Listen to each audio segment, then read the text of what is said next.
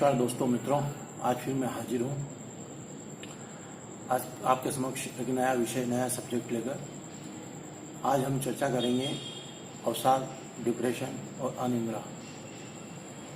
अवसाद, डिप्रेशन और अनिद्रा के क्या कारण होते हैं, क्या लक्षण होते हैं और क्या उसके उपाय हैं उससे बाहर निकलने के, उससे बचने के। इस पर हम आज विस्तृत चर्चा करेंगे और हम प्रयास करेंगे कि हम जो जानकारी बताएं उससे आपको लाभ हो और जो लोग डिप्रेशन में हैं वो डिप्रेशन से बाहर निकलें। जो लोग अनिद्रा के शिकार हैं वो इस अनिद्रा की बीमारी से जल्दी बाहर आएं और स्वस्थ हों। भगवान से हम प्रार्थना करते हैं कि सबको स्वस्थ रखें, मस्त रखें, प्रसन्न रखें। हमने ऐसे ही कुछ और जानकारी पर एक वीडियो बनाए हैं, उनकी लिंक डिस्क्रिप्शन बॉक्स में है। आप वहां जाकर उनको देख सकते हैं, उनका लाभ उठा सकते हैं। अगर वीडियो आपको अच्छे लगे और आपको लगता है कि उससे लाभ होगा तो आप स्वयं भी लाभ उठाएं और अपने परिवार मित्रों के लोगों को भी बताएं और वीडियो शेयर करें, लाइक करें। हमारे परिवार, आध्यात्मिक परिवार में जो लोग अभी तक जुड़ गए हैं उन सबका मैं धन्यवाद ज्ञापित करता हूं और जो लोग नहीं जुड़े हैं उनसे निवेदन करूंगा कि आप यदि अभी तक हमारे परिवार से नहीं जुड़े हैं तो हमारे चैनल को सब्सक्राइब करें और बेल आइकन को दबा दें ताकि आने वाले समय में नोटिफिकेशन आपको सबसे पहले मिले। हम इसी तरह के विषय लाते रहेंगे, ज्योतिष, वास्तु और सामान्य विषय जो शंका हैं, जो लोगों की समस्या है उससे रिलेटेड, ताकि आप लोगों को लाभ मिले उसका। तो ये सब जानकारी आपको सबसे पहले उपलब्ध हो और इसका लाभ आपको मिले। हम आज अपने विषय पे आते हैं, मूल विषय पे कि अवसाद, डिप्रेशन। अवसाद और डिप्रेशन का जनक कौन है, इसकी मैन्युफैक्चरिंग क्या है, उसको कौन बनाता है। अवसाद और डिप्रेशन की जो स्थिति आती है उसको हम स्वयं निर्मित करते हैं, उसके जनक हम स्वयं हैं। कोई बीमारी, ये अवसाद की जो बीमारी होती है कोई हमको देता नहीं है, हम खुद इसका निर्माण कर लेते हैं अपने कृत्यों के द्वारा। हम जो कृत्य करते हैं उसके द्वारा ही इसका निर्माण होता है। यदि हम हमारे कर्म अच्छे रखें, हमारे कृत्य अच्छे रखें तो डिप्रेशन की स्थिति ही ना आए। हम हमारे बच्चों में, स्वयं में, परिवार में डिप्रेशन के जो लोग शिकार हैं वो डिप्रेशन हम लोगों की वजह से ही आता है, परिवार के लोगों की वजह से ही आता है, अपने स्वयं की वजह से ही आता है। डिप्रेशन होता क्या है? डिप्रेशन एक स्थिति, एक ऐसी स्थिति है जिसमें हमारी सोचने समझने की शक्ति शून्य हो जाती है। हम किसी एक ही उलझन में उलझ के रह जाते हैं और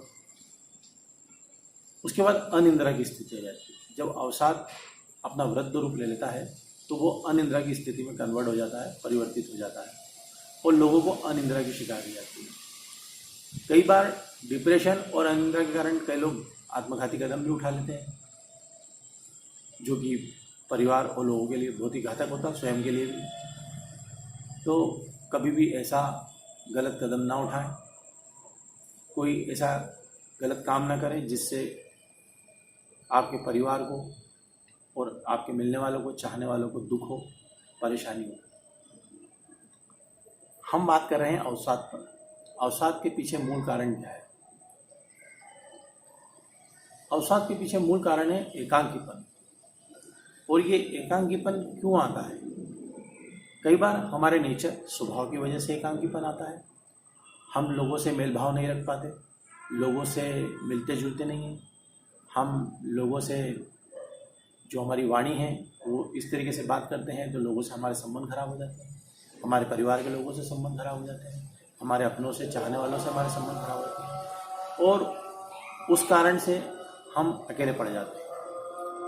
कई बार परिवार में लोग, पति पत्नी हो या बच्चे हों या परिवार के अन्य लोग हों जो दूर हो जाते हैं तो भी अकेलापन आ जाता है। और ये जो अकेलापन है ये आदमी को खाता है और यही अवसाद का कारण बनता है। तो एक कारण तो ये है कि हम अकेलापन जो होता है उसके कारण अवसाद, डिप्रेशन आता है। दूसरा जो कारण है अवसाद का वो है हमारा कोई कर्म, ऐसा कोई कर्म या कृत्य हमसे हो गया जिसके कारण हमारे मन में अपराध बोध आ जाता है। और वो जब अपराध बोध हमारे दिल में, दिमाग में घर कर लेता है तो अवसाद की स्थिति निर्मित हो जाती है और हम उसी सोच विचार में पड़ जाते हैं और वही बात हमारे दिमाग में घूमती रहती है।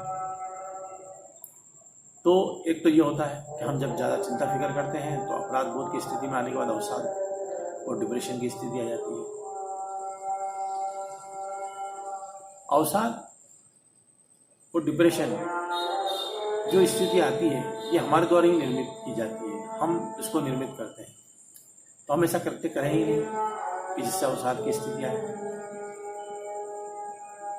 अवसाद का एक और कारण है, हम जो दिन भर जॉब पे जाते हैं या हम जो हमारे अड़ोसी पड़ोसी हैं या हमारे मिलने वाले हैं या कोई दोस्त हैं, कोई यार है, उनके साथ कोई घटना घट गई या दिन भर की कोई घटना हो गई, कोई ऐसी बात हो गई या कहीं कोई हमने शर्मिंदगी महसूस कर ली या कहीं कहीं हमारी बेइज्जती हो गई, तो उस चीज़ को भी हम माइंड कर लेते हैं, हमारे दिल दिमाग में बिठा लेते हैं। उसके कारण भी अवसाद और डिप्रेशन की स्थिति बन जाती है, क्योंकि ज़्यादा किसी भी चीज़ को, किसी बात को लेकर ज़्यादा सोचना वो डिप्रेशन को, अवसाद को जन्म देता है। और डिप्रेशन और अवसाद हमारे लिए बहुत घातक है, हमारे लिए और हमारे परिवार के लिए। तो ये तो हुए कारण कि डिप्रेशन और अवसाद की स्थिति क्यों निर्मित होती है। दूसरा, जब अवसाद बढ़ जाता है, अवसाद की स्थिति बढ़ जाती है, तो लोगों को अनिद्रा की शिकायत हो जाती है, लोगों को नींद नहीं आती रात में, रात भर जागते हैं। तो जब अनिद्रा की शिकायत हो जाती है तो कई तरह की बीमारियों के वो शिकार हो जाते हैं और दूसरी बीमारियां उनके शरीर में घर कर लेती हैं, वो भी घातक है। अनिद्रा का एक और कारण है, जिन लोगों का चंद्रमा कमजोर होता है उनको भी अनिद्रा की शिकायत होती है, अवसाद और डिप्रेशन की शिकायत होती है। तो चंद्रमा जिन लोगों का मजबूत होता है, उन लोगों का आत्मविश्वास मजबूत होता है, उन लोगों में कॉन्फिडेंस होता है, ऐसे लोग बहुत कम अवसाद और डिप्रेशन के शिकार होते हैं, अनिद्रा के शिकार होते हैं। जिन लोगों का चंद्रमा कमजोर होता है वो लोग अवसाद और अनिद्रा के शिकार हो जाते हैं। ये तो हमने बात की कारण लक्षण की। अब इसके उपाय क्या है, इनसे कैसे बचा जाए और कैसे बाहर निकला जाए। अवसाद और डिप्रेशन से बाहर निकलने के लिए सबसे अच्छा तरीका है, किसी भी बात को लेके आप चिंता मत करिए, आप चिंतन करने की आदत डालिए। किसी चीज़ को लेकर आप चिंता, टेंशन मत कीजिए, ठीक है। अगर आपको अकेलापन है, आप अकेले हैं, तो प्रयास कीजिए लोगों से मिलने जुलने का, लोगों के बीच में रहने का और अपने परिवार के सदस्यों से बात करने का। हम किसी से बात करने में छोटे नहीं हो जाएंगे। अगर आगे रह के हमको फ़ोन लगाना पड़े तो थोड़ा झुक जाइए, फ़ोन लगा लीजिए। फ़ोन आगे रह के जाके, अगर फ़ोन अड़ोस पड़ोस में ही रहते हैं, पास में ही रहते हैं, तो खुद जाके बात करिए। आप लोगों से मिलेंगे जुलेंगे, प्रेम से बात करेंगे, जीवन मीठी रखेंगे, तो आपका अकेलापन दूर होगा। अड़ोसी पड़ोसी से घुलिए मिलिए, थोड़ा घूमने जाइए।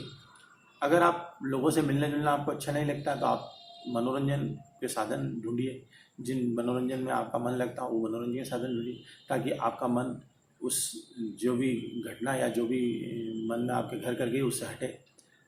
आप मनोरंजन में अपना मन लगाइए। अगर वो भी आपको अच्छा नहीं लगता तो आप प्रभु स्मरण में मन लगाइए, भगवान की भक्ति कीजिए, इससे बड़ी कोई चीज़ नहीं। ईश्वर का स्मरण, आपके जो भी देवी देवता है, आप तो जिनको मानते हैं उनका स्मरण कीजिए, उनका ध्यान कीजिए, उसमें मन लगाइए। यदि भगवान के स्मरण में और ध्यान में भी आपका भक्ति में, भाव में मन नहीं लग रहा है, तो आप किसी काम में मन लगाइए। आप अपने आप को व्यस्त रखिए, अपने दिमाग को, अपने शरीर को व्यस्त रखिए। शरीर थकेगा, नींद अच्छी आएगी, आपका माइंड इधर उधर नहीं जाएगा, काम में मन लगा रहेगा, तो आपका ध्यान भटकेगा नहीं। इन सब चीज़ों के अलावा आप त्राटक भी कर सकते हैं। आप त्राटक करिए। त्राटक करने के लिए कोई भगवान की मूर्ति, भगवान की फोटो सामने रख लीजिए, उसको एकटक देखिए, 5 मिनट, 10 मिनट, 15 मिनट, जितनी देर आप देख सकते हैं।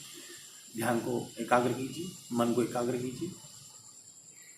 कोई मोमबत्ती या दिया जला लीजिए, उसकी लो को देखिए, तो एकाग्रता आएगी। तो आप त्राटक करिए, तो आप डिप्रेशन से बाहर निकलेंगे। और जो आपके घर परिवार में लोग ऐसे शिकार हैं डिप्रेशन और अवसाद के, उनसे भी ये कराइए और उनके साथ घुलिए मिलिए, उनसे बातचीत करिए और प्रयास कीजिए कि उनके मन में जो बात है वो बाहर निकले, उसको सुनने का प्रयत्न कीजिए और उसका हल निकालिए। चिड़चिड़ मत कीजिए, लड़ाई झगड़ा मत कीजिए। अगर कोई गलती हो गई है, कोई कृत्य ऐसा हो गया जिसके कारण उसके मन में अपराध बोध आ गया, तो आप उसकी समस्या सुनिए और उस समस्या का हल निकालने का प्रयास कीजिए और उसको समझाइए कि ठीक है, गलती हो गई, कोई बात नहीं, हम इसका हल ढूंढेंगे, हम सब मिलकर इससे लड़ेंगे, हम प्रयास करेंगे, तो उसकी हिम्मत बढ़ेगी, मोटिवेट होगा और वो अवसाद से बाहर निकलेगा। अब एक चीज़ ये आती है कि व्यक्ति अवसाद से ग्रसित है, उसके मन में अपराध बोध आ गया है, वो ये सोचता है कि मैं किसी के साथ ये चीज़ शेयर करूंगा, जो मेरे मन में बात है अगर मैं किसी के साथ शेयर कर लूँगा, किसी को बता दूंगा, परिवार के व्यक्ति को बता दूंगा या किसी दोस्त यार को बता दूंगा, तो मुझे शर्मिंदगी महसूस करना पड़ेगी, मुझे जिल्लत झेलना पड़ेगी। तो मैं आप लोगों को बता दूं, दुनिया में कोई ऐसा इंसान नहीं जिसने कभी शर्मिंदगी नहीं उठाई हो या जिल्लत ना झेली हो। हर आदमी को जीवन में एक बार या कई बार जिल्लत और शर्मिंदगी झेलना पड़ती है। वो कोई बड़ी बात नहीं है, उससे घबराने की ज़रूरत नहीं है, आप उससे आगे बढ़िए। ठीक है, शर्मिंदगी उठाना पड़ेगी, हमको जिल्लत झेलना पड़ेगी, लेकिन वो एक बार की घटना है। लेकिन अगर आप उससे बाहर एक बार निकल गए तो आपका जीवन अच्छा हो जाएगा, आपके परिवार का जीवन अच्छा हो जाएगा। इसलिए उस चीज़ से आप मत घबराइए और जो भी मन में बात है अपने दोस्त यार, अपने मिलने वाले जिन पर आप विश्वास करते हैं उनके साथ शेयर कीजिए। और जो भी मन में आपकी चिंता है, घुटन है, जो आपको खाई जा रही है, उसका हल निकालिए, उसका सॉल्यूशन निकालिए। आप उसका सॉल्यूशन निकाल लेंगे, हल निकाल लेंगे, तो आप डिप्रेशन से बाहर आ जाएंगे।